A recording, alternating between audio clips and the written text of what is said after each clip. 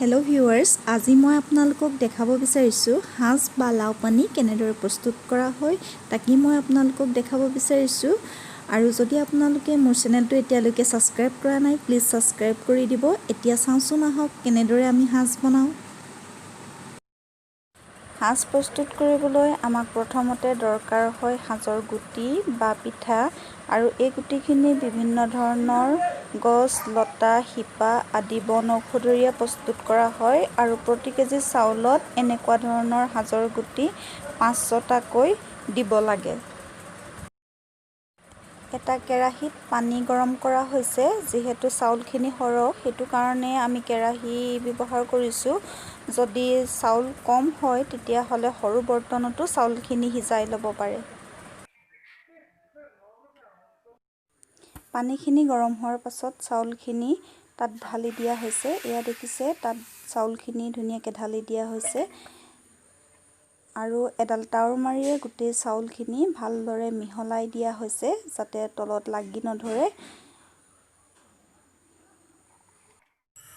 এয়া দেখিছে পানীখিনি লাহে লাহে কমি আহিছে আৰু ভাতটো প্ৰায় ফুলিবলৈ আৰম্ভ কৰিছে।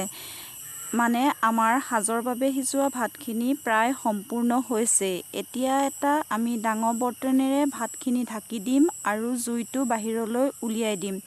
অলপ দেৰি জুইৰ ওপৰতে ৰাখি দিম ভাতখিনি। তেতিয়া তলপিনৰ পৰা অকণমান পুৰি আহিব। ভাতটো পুৰি গ'লে সাজৰ কালাৰটো দেখিবলৈ বৰ ধুনীয়া হয়। ভাতখিনি ঠাণ্ডা হোৱাৰ পাছত আমি এটা বেলেগ বৰ্তনলৈ ভাতখিনি কাঢ়ি লৈছোঁ আৰু ইয়াত আমি সাজৰ গুটিখিনি ইয়াত যোগ কৰিম। সাজৰ গুটিখিনি খুন্দি আমি ভালদৰে গুড়ি কৰি লৈছোঁ। এতিয়া আমি ঠাণ্ডা হোৱাৰ ভাতখিনিত এই গুটিখিনি ভালদৰে মিহলি কৰি দিম।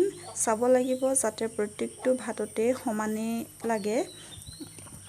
এয়া দেখিছে আমি ধুনীয়াকৈ গোটেই ভাতখিনিত সাজৰ গুটিখিনি সমানে মিহলি কৰি দিছোঁ।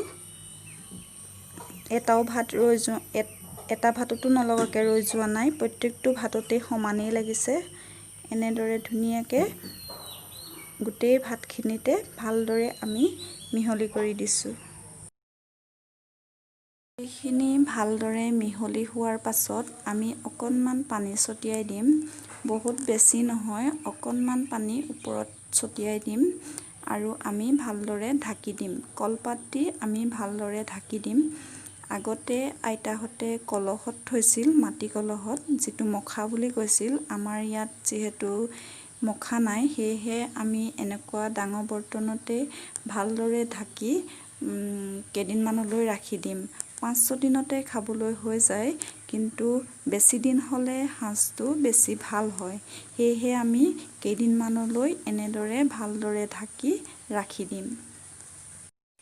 সাজখিনি মই 10 দিনৰ দিনা উলিয়াইছোঁ আৰু এয়া চাওক গোটেই মিশ্ৰণটো ওপৰলৈ উঠি আহিছে। আৰু এয়া যে দেখিছে এয়াই হৈছে সাজ বা লাও পানী। আপোনালোকে মোৰ ভিডিঅ'টো চাই কেনে পালে কমেণ্টত জনাবলৈ নাপাহৰিব। আৰু যদি আপোনালোকে এতিয়ালৈকে মোৰ চেনেলটো ছাবস্ক্ৰাইব কৰা নাই প্লিজ ছাবস্ক্ৰাইব কৰি দিব। আৰু নতুন ভিডিঅ' আপডেট পাবলৈ কাষতে থকা বেল আইকনটো দবাই দিব। তেতিয়াহে আপোনালোকে নতুন ভিডিঅ' আপডেটবিলাক পাই থাকিব।